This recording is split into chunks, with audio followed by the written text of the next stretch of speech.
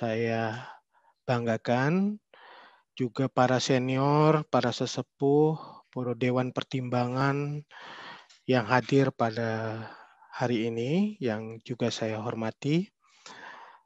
Yang saya hormati juga Ketua Panitia, Gede Dharma Nugraha, dan seluruh jajaran panitia yang hadir pada hari ini, para alumni KMADI dan juga anggota KMADI dimanapun berada yang saya banggakan, para atiti, para pemilet, dan juga para peserta webinar yang saya muliakan. Satyam Epa Jayate. Marilah kita menyampaikan puja pangastuti ring ide Sang Hyang Paramekawi dan ide betara kawitan kita sareng sami, karena atas asung kertewaro nugraha bahwa kita bisa diberikan kesehatan, kerahayuan, sehingga kita bisa bertemu secara virtual di dalam webinar pada pagi hari ini. Saya juga mengucapkan terima kasih atas kehormatan yang diberikan oleh Forum Alumni KMADI yang meminta untuk memberikan keynote speaks, pidato kunci, dan sekaligus membuka Rakornas Forum Alumni KMADI pada hari ini.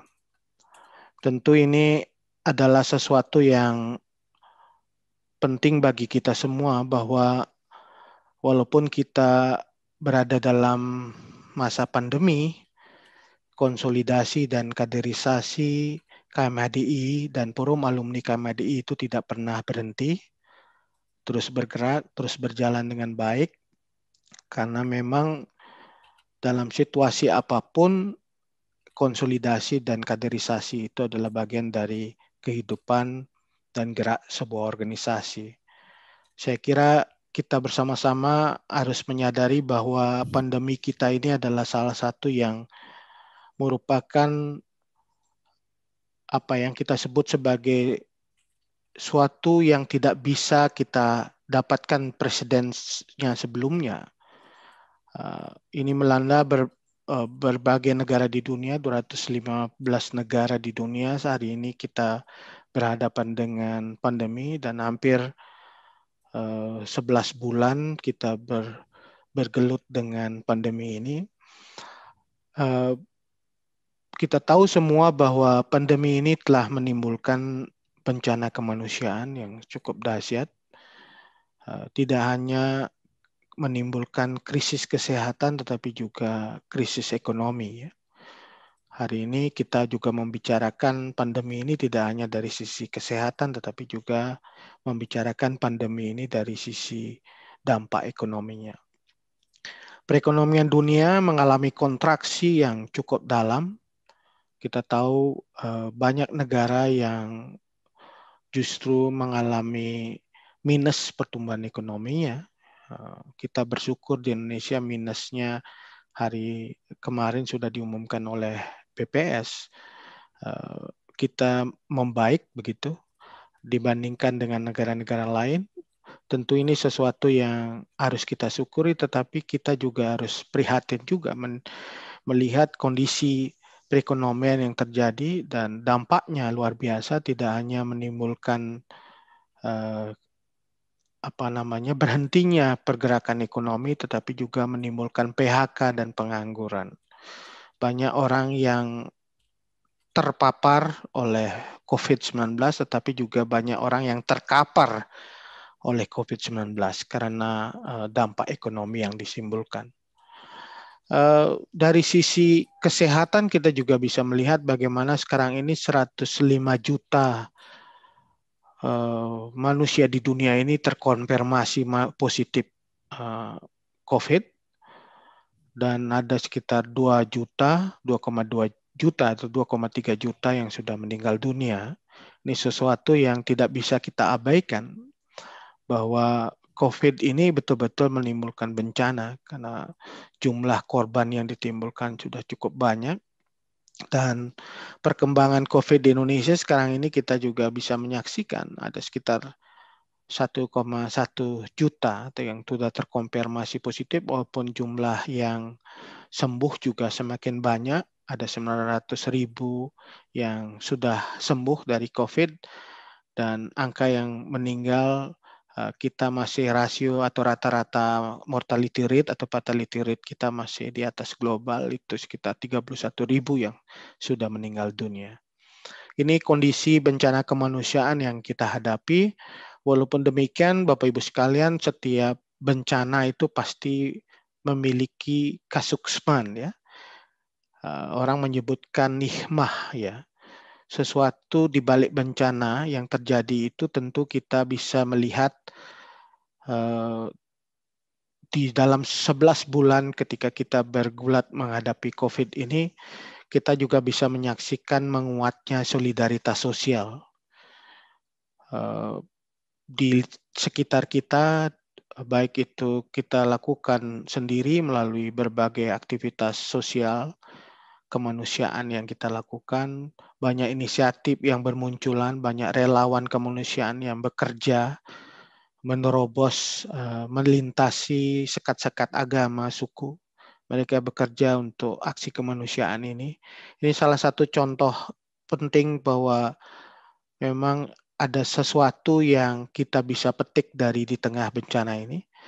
Banyak aksi solidaritas sosial misalnya yang muncul di Jawa Tengah, ada namanya Jogotongo, itu menjaga tetangga, itu artinya bagaimana antar tetangga, antar saudara itu saling menjaga, begitu. Ada yang menggerakkan apa yang disebut dengan cantelan, jadi cantelan itu adalah bahan-bahan pokok, bahan-bahan kebutuhan sehari-hari yang kemudian ditaruh di suatu tempat, kan kemudian boleh diambil secara gratis oleh siapapun yang membutuhkan. Tentu dengan himbauan ambil secukupnya. Kalau mereka butuh makanan atau bahan pokok bisa diambil dari apa yang sudah ditaruh di sana. Ini inisiatif-inisiatif yang berkembang, dan kita tahu juga di Bali dan di berbagai tempat inisiatif-inisiatif itu muncul dari berbagai cara dengan berbagai ragam, dan itu menunjukkan bahwa solidaritas sosial di antara kita itu justru bangkit di tengah-tengah pandemi ini. Bapak Ibu Saudara yang saya hormati, pemerintah sendiri tidak diam. Ketika pertama kali COVID ini menyebar dan dimulai dari Wuhan di China, pemerintah sudah melakukan banyak antisipasi. Salah satu yang waktu itu kita lakukan adalah memulangkan warga negara kita yang ada di Wuhan, China. Dan kemudian kita melakukan berbagai langkah untuk mengantisipasi, terutama untuk melakukan proses pengetatan di jalur-jalur masuk kita waktu itu. Tetapi memang COVID ini menyebar secara cepat, luar biasa, dan kemudian kita juga akhirnya terdampak. Bayangkan negara kita adalah negara yang sangat besar jumlah penduduknya, sekarang 270 juta, adalah jumlah penduduk yang sangat besar, dan kita harus menghadapi hal ini.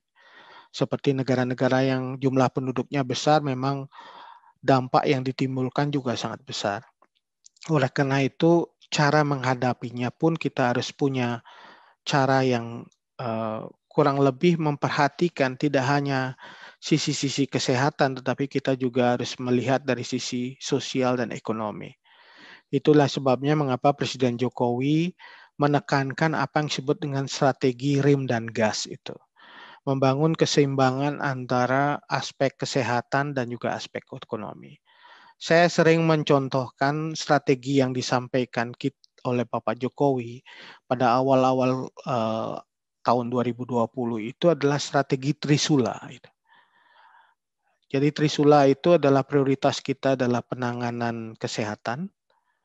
Yang kedua, kita tidak hanya melihat pada sisi kesehatan, tetapi kita sadar bahwa pandemi ini menimbulkan dampak ekonomi dan dampak sosial yang cukup besar. Maka disediakan jaring pengaman sosial yang mengatasi soal itu. Dan yang ketiga adalah bagaimana kita juga bisa menggerakkan roda perekonomian kembali. Itu 3 strategi yang saya sebut Trisula itu. Nah, ujung yang pertama memang pengendalian COVID, penanganan kesehatan jadi prioritas utama. Karena kita tahu bahwa keselamatan rakyat itu adalah hukum yang tertinggi.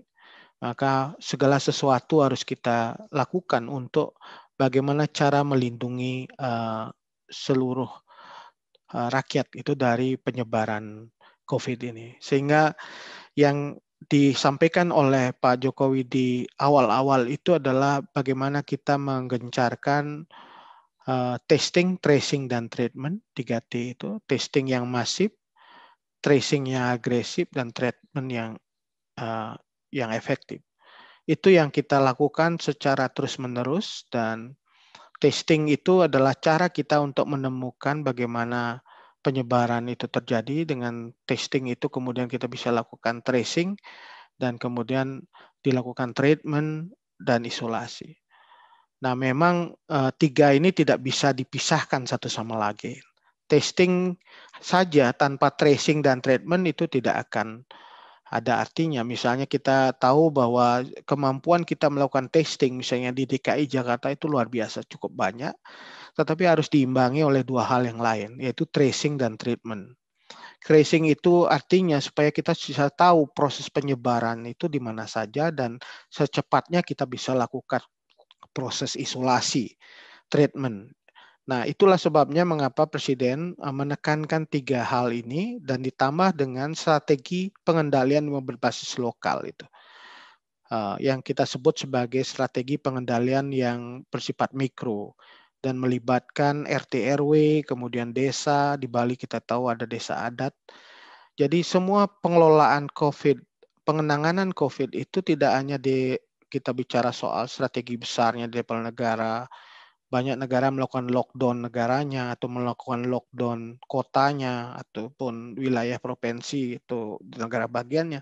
Tapi yang kita pilih adalah strategi yang berbasis lokal. Kalau memang penyebarannya terjadi di suatu tempat, apakah itu di RT RW itu yang kemudian dilakukan isolasi dan kemudian dilakukan treatment bagi yang terkena penyakit yang tertular, kemudian dilakukan isolasi dan kemudian di treatment.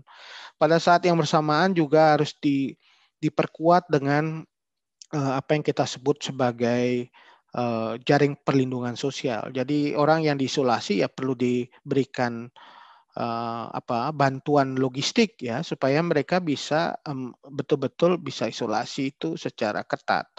Nah, bisa saja orang diisolasi tapi tidak diberikan bantuan sosial, akhirnya memunculkan masalah baru. Nah, itulah yang kita ditekankan oleh Bapak Presiden bahwa pengendalian penyebaran COVID itu betul-betul integratif antara penanganan soal kesehatan tapi juga jaring perlindungan sosial.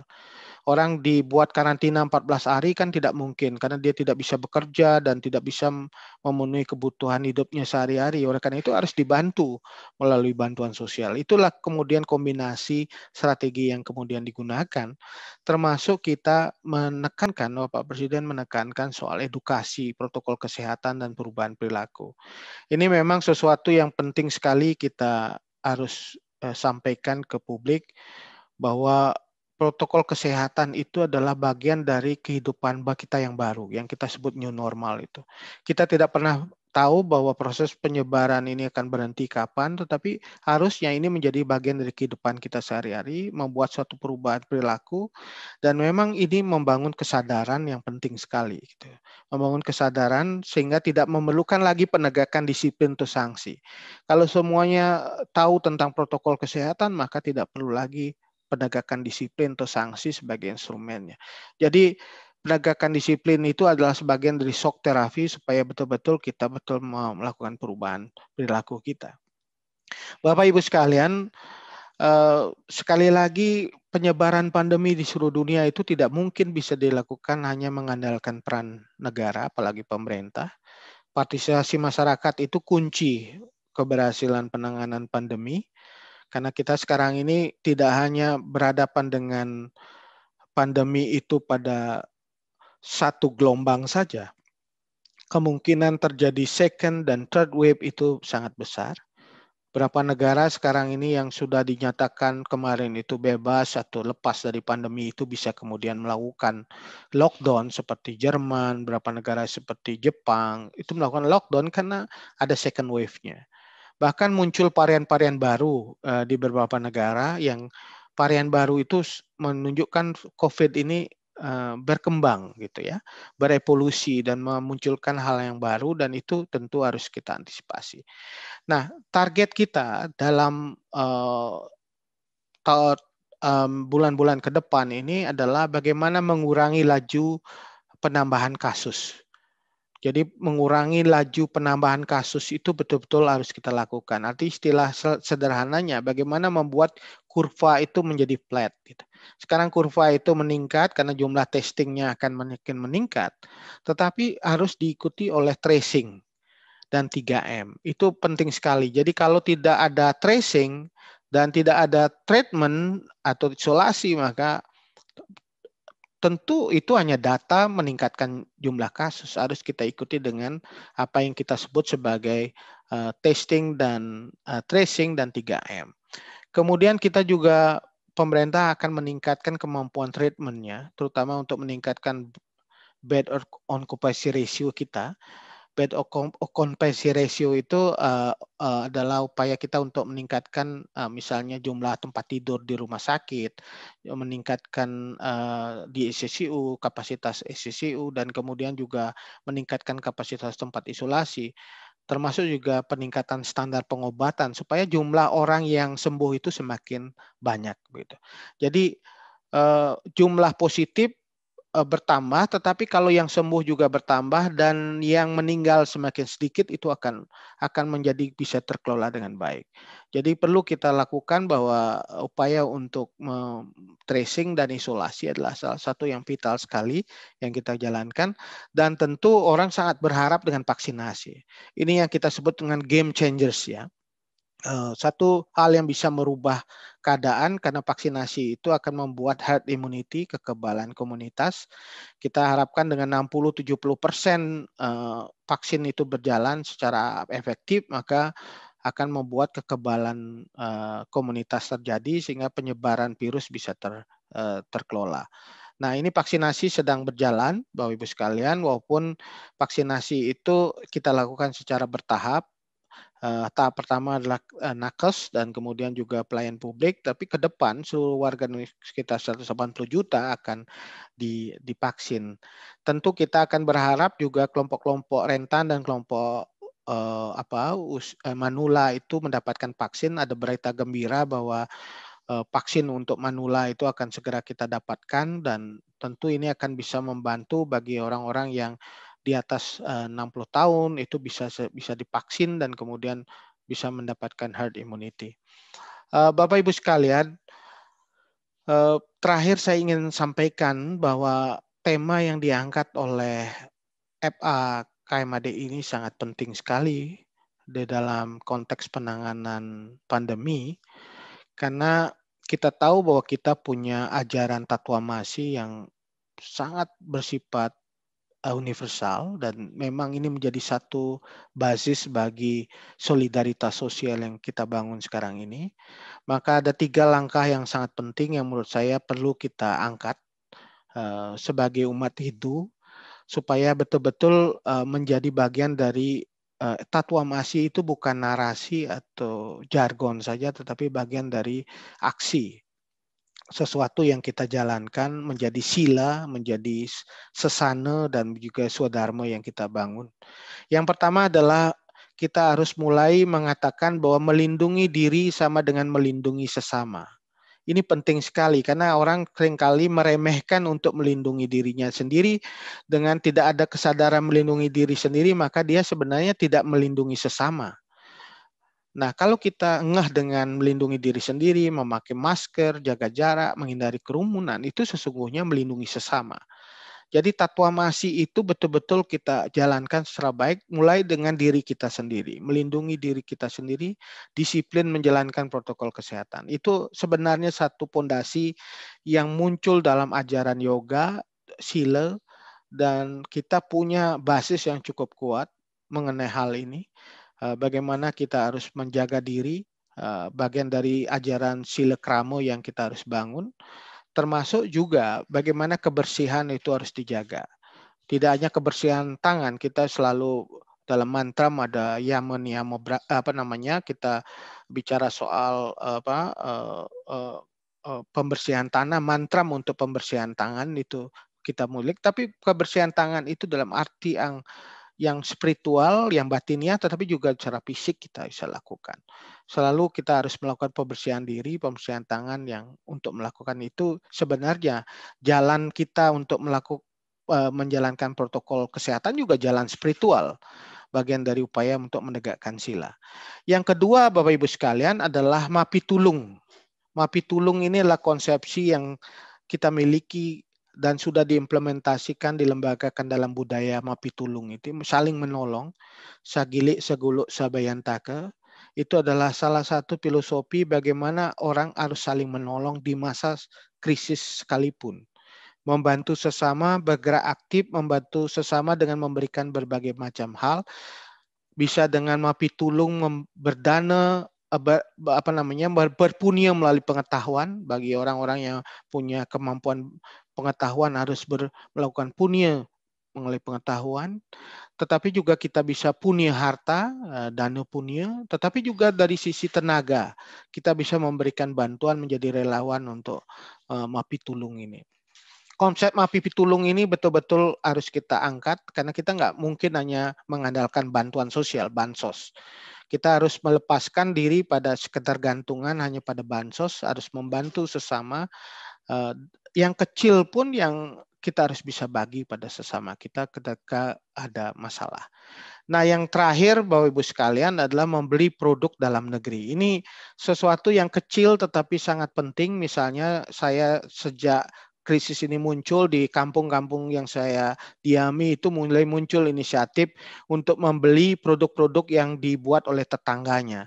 Apakah itu makanan, apakah itu terkait dengan pakaian atau hal-hal yang lain, itu saling mendorong untuk membeli produk-produk di tetangganya. Sehingga ini memunculkan bergeraknya permintaan, demands, permintaan itu bergerak, kemudian supply itu akan juga bergerak. Nah, mari kita mulai mendorong gerakan untuk membeli pangan, produk pangan dari petani-petani kita, dari nelayan-nelayan kita, membeli sayur, buah-buahan, dan lain-lain yang memang merupakan produk lokal. Dengan cara seperti itu kita menggerakkan ekonomi nasional. Sudah saatnya kita melepaskan ketergantungan kita pada produk-produk impor. Kita mulai dengan membiasakan untuk membeli produk-produk lokal. Inisiatif semacam ini cukup banyak. Bagaimana upaya untuk memborong produk petani kemudian dibagikan atau dijual pada yang lain, itu adalah bagian dari upaya kita membantu para petani untuk bisa ikut bergerak dan kemudian ini akan menggerakkan ekonomi. Saya kira itu yang ingin saya sampaikan sebagai pengantar diskusi kita. Saya mengucapkan selamat pada forum alumni KMADI. Iring iraga sarang sami, ratu sarang sami, titiang nunas untuk nunas teacher yang ide sang yang para mekawi, dumogi gereng agung COVID-19 kerisomia, dan kita bisa beraktivitas dengan new normal dan melanjutkan perjuangan kita untuk yang masa-masa yang akan datang. Dengan mengucapkan Om Awigenam Astu Namasidam, maka seminar nasional dan Rakornas Forum Alumni KMADI dengan ini saya nyatakan dibuka. Terima kasih. Om Santi, Santi, Santi, Om. Om Santi, Santi, Santi.